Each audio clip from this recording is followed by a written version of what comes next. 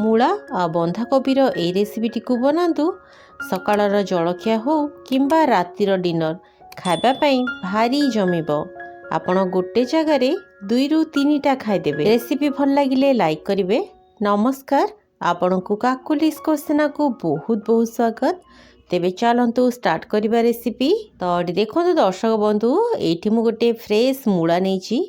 मूलार प्रथमे चोपा छड़े नबा, तापरे मूला को एमिति ग्रेटर रे ग्रेट करदबा। आपण छोट पटे हो किंबा बड़ पटे जे कोनोसी पटे याकू ग्रेट करी नै परिबे। बड़ पटे ग्रेट कले यार चंक्स गुडी को टिके बड़ बड़ रहइबो, आ छोट पटे ग्रेट कले यार चंक्स गुडी को टिके छोट रहइबो। बेसी किछि तफात नाही। तो देखंतु मु गोटे मूला को ग्रेट करी नेली। एबे छोट खंडे बंधाकोबी नबा। प्रथमे बंधाकोबी को भल भाबरे धोई नबा, तापरे याकू से सेम ग्रेटर रे एभली भाबरे ग्रेट करी नबा। जदि आपण याकू ग्रेट करिया को चाहुनाहांती ताहले चॉपर रे याकू बढ़िया फाइनली चॉप करी नेबे। तो देखंतु दर्शक बंधु, बंधाकोबी को मध्य मु बढ़िया भाबरे ग्रेट करी नेली। तो देखंतु बंधाकोबी आ मूला को हमें गोटे प्लेट रे रखिबा। सेथिरे अल्प किछि लूण दे दबा। लूण देकी ए सब को भल भाबरे गोळे नबा। लूण पकेकी गोळे दियंतु, बहुत जल्दी एथरु एक्स्ट्रा पानी गुडी को छाड़ी जीवो। तो देखो दर्शक बंधु, ये सबको मुझे बढ़िया भाव में गोली देली। एबे आमे याकू 5 मिनिट पई टिके रेस्ट छाड़दबा। किछि समय याकू रेस्ट छाड़देले एथिरे थिबा एक्स्ट्रा पानी गुडी को बहुत सहजरे बाहरी जीवो।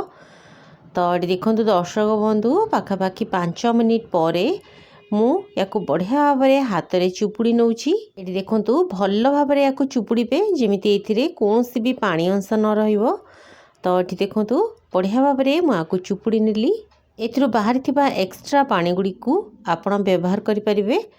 तो देखंतु एभली भाव में आमे याकू चुपुड़ी दबा।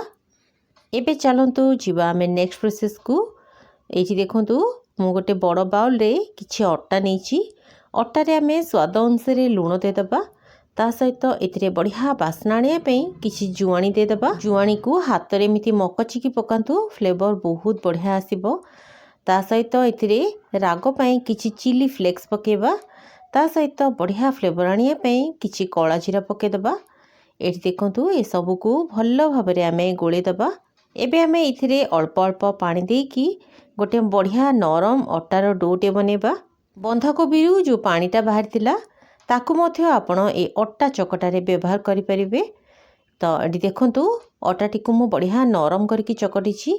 नरम करके ही चकटिबे, ताहले बहुत ही बढ़िया बनिबो रेसिपी। एठी देखंतु अट्टा चकटी नेला परे एथिरे आमे गोटे चामच पाखापाखि खाइबा तेल पकेबा। तेल देकी याकू आउ थरे भल भाबरे चकटी दबा। एभली भाबरे चकटिबा द्वारा परोटा आपणकर बहुत ही नरम बनिबो। एबे आमे ए अट्टाटी को घोड़ेकी पाखापाखि 10 मिनिट रेस्ट छाड़िबा। ता भितरे चलंतु नेक्स्ट प्रिपरेशन करिबा। एठी देखंतु चुपुड़ी की रखिथिबा बंधाकोबी आ मूला रे आमे किछि ग्रेट करके रखिथिबा अदा, कंचा लंका, किछि धनिया पत्र पकेबा। ता सहित किछि चिली फ्लेक्स पकेबा। स्वाद अनुसार अल्प लूण पकेबा। एबे आमे एथिरे दबा गोटे सीक्रेट इंग्रेडिएंट, जहा फल रे ए परोटाटी एकदम बढ़िया और परफेक्ट बनिबो। तो देखंतु एथिरे मु 2 चामच भजा हितिबा बेसन देइछि। एबे आमे एथिरे अल्प किछि हळदी गुंड, गोटे चामच धनिया पाउडर आ बढ़िया बास्ना आनिया पई अध चामच भजा जीरा लंका गुंड पकेबा। एथिरे भजा बेसन निश्चय ऐड करंतु, देखिबे परोटार टेस्ट बहुत बढ़िया आसीबा। सहित एथिरे बाहरुथुबा एक्स्ट्रा पानी को बेसन बढ़िया भाबरे सोक करि नबो। आपणकर परोटा जम्मा भी खराब हबनी। तो देखंतु सबको गोळे देला परे मु स्टफिंग को साइड रे रखि देइछि। एठी देखंतु अट्टा भी मध्य हमर बढ़िया भाबरे 10 मिनिट पई रेस्ट रहि जाइतिला। और एठी आपण देखि पाउथुबे अट्टा बहुत ही बढ़िया सॉफ्ट बनिछि। मने रखिबे आपण जेते बेले भी जे कोनोसी स्टफिंग वाला परोटा तयारी करिवे, अट्टा को नरम करके चकटिबे, ताहले आपणकर परोटा जम्मा भी फाटिबनी। एठी देखंतु प्रथमे आमे ए गोलाटी को पतला रुटी टाइप रो बेली नबा। तापरे मझिरे स्टफिंग देकी याकू एमिति 3 कोणिया शेप दे दबा। एठी आपण देखिकी जानि पाउथुबे दर्शक बंधु, आपनको कोनोसी भी असुविधा होनथुबो। तो देखंतु एबे आमे याकू साइड रु एमिति 3 कोणिया करके फोल्ड कर दबा।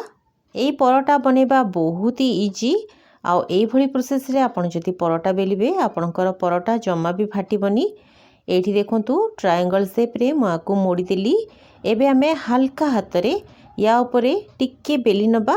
तेबे दर्शक बंधु आपणको ए रेसिपीटी केमिति लागुछि आ आपण मो भिडियोटी को केउ जगह देखुछंती निश्चय मते कमेंट जणेबे जा फल रे मो आपणको धन्यवाद दे परिबी।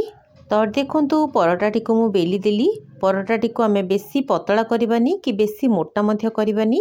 गैस उपरे मु तावा गरम करे नेछि। एठी देखंतु तावा गरम हे गला परे आमे परोटाटी को पकेबा। फ्लेम टी को हाई टू मीडियम रे रखिकी आमे परोटाटी को बढ़िया गोल्डन हैला पर्यंत सेकिबा। एठी देखंतु परोटाटी धीरे धीरे फुलिबा स्टार्ट हेलानी। परोटाटी दुई पटु बढ़िया भाबरे सेकी हे गला परे या ऊपरे आमे घियो किंबा तेल लगे नबा। एठी मु घियर व्यवहार करिछि। आपनकु जहाँ पसंद आपण ताहा ऐड करि परिबे। एठी आपण देखिकी जानि पाउथबे दर्शक बंधु परोटाटी बहुत बढ़िया भाबरे फुलिछि। परोटाटी को आमे दुई पटु बढ़िया गोल्डन और क्रिस्पी हैला पर्यंत सेकी दबा। तेबे दर्शक बंधु जदि आपण मो चैनल ले नुआ अछंती आ ए पर्यंत चैनल को सब्सक्राइब करनांती ताहले प्लीज चैनल को सब्सक्राइब करबा सहित पाखरे थिबा बेल बटन टी को प्रेस करिवे जा फल रे मु अपलोड करतबा सब वीडियो नोटिफिकेशन आपण सर्व प्रथमे पाइबे। तो एठी देखंतु परोटाटी को मु बढ़िया गोल्डन और क्रिस्पी हैला पर्यंत सेकी देइछि। गरमा गरम ए बंधाकोबी और मूलार परोटाटी को मु खट्टा लंका आचार सहित सर्व करिछि। तेबे चलंतु मो परोटाटी को आपनकु पाखरु देखुछि। एठी देखंतु बहुत ही बढ़िया लेयर वाला परोटा हिची। परोटार चारिपटे पूरा भर्ती की रही। एठी देखंतु मूलार ए सीजन सरिबा आगरु आपण ए मूला बंधाकोबीर परोटाटी को निश्चय ट्राए करंतु। आशा करुछि आपनको निश्चय पसंद आसिबो।